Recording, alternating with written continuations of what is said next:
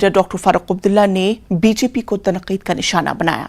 फारूक अब्दुल्ला ने panthers party की rally से खिताब किया। उन्होंने बीजेपी पर इल्जाम आयद किया कि वो इख्तिदार के लिए कुछ भी कर सकती है, अवाम को तकसीम कर सकती है और ईवीएम से छेड़छाड़ भी कर सकती है। इंतखाबात के ऐलान के साथ ही अवाम की तवज्जो हासिल करने के लिए राम मंदिर का इफ्तिताह भी करेगी। फारूक अब्दुल्ला ने वोट की ताकत पहचान कर वोट का सही इस्तेमाल करने की अपील की है। हम सब ने आज इन्हें बड़ी तकलीफ की, इन्होंने किया, मैं उस पर नहीं जाना चाहता, मगर ये जरूर कहूंगा इम्तिहान आने वाला है, इम्तिहान दूर नहीं रहेगा। पैसा इतना आएगा, मैं आपको क्या कहूं, पानी की तरह पैसा बहाया जाएगा। हमारी माँ और बहनों को मंदिर मंदिर मंदिर की बात की जाएगी। हो सकता है राम जी का मंदिर भी उसी दिन उसका फीता काटेंगे कि आपको अगर नौकरी नहीं है, आपकी महंगाई आसमान पे जा रही है, वो भूल जाएं और ये सोचें कि राम के अगर कोई भगत है तो यही है और कोई नहीं है। मगर मैं आपको बताऊं,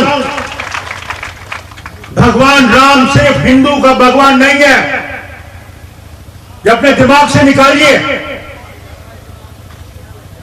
भगवान राम हर एक के भगवान हो, मुसलमान हो, ईसाई हो, क्रिश्चियन, अमेरिकन हो, रूसी हो, जो मानने वाला हो। जैसे हम कहते हैं, हम अल्लाह को कहते हैं रब्बुल आलमीन, आलमों का रब। वो मुसलमानों का ही रब नहीं है, वो सबका रब है।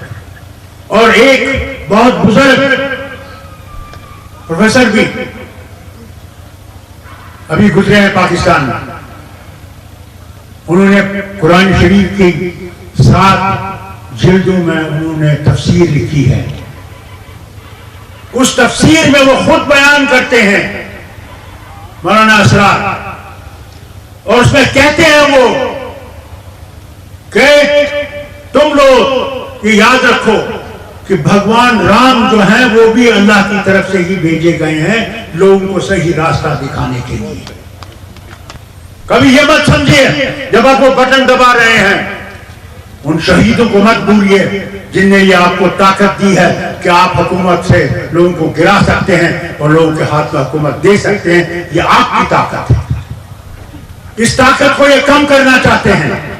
इसे बहनों आपसे कहता हूं, मर्दों से क्या कहूं, ये तो बहुत कम वोट भी डालते हैं। बहनें मैंने देखी हैं हर जगह खड़ी हो, 12-12 घंटे खड़ी हो। मर्दों से भी कहूंगा, आज आपको फैसला करना है, आप गुलाम रहना चाहते हैं या अपने हक के लिए मरना चाहते हैं। वो उस दिन आएगा जब वो वोट की मशीन आएगी। तो नाज़रीन,